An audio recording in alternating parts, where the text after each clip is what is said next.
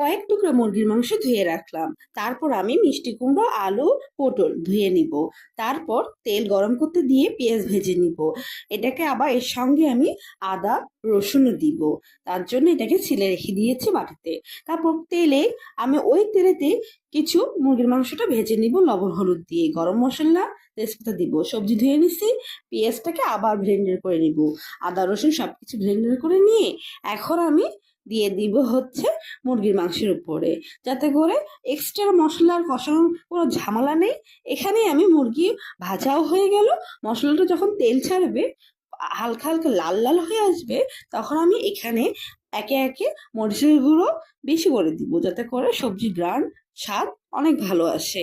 এখানে আবার আমি হলুদও দিব। তারপর আমি এখানে দিয়ে দিব সবজি। সবজি দেওয়ার জন্য আগে থেকে ধুয়ে রাখছিলাম।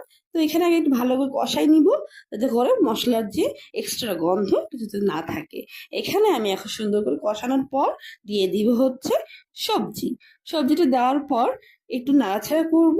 নাড়তে নাড়তে যখন কষানো হয়ে যাবে, তখন আমি আগে থেকে যে ব্লেন্ডারে করে রাখছিলাম মশলা, সেই পানিটাকে ফেলাই দিব, এখানে দিয়ে দিব।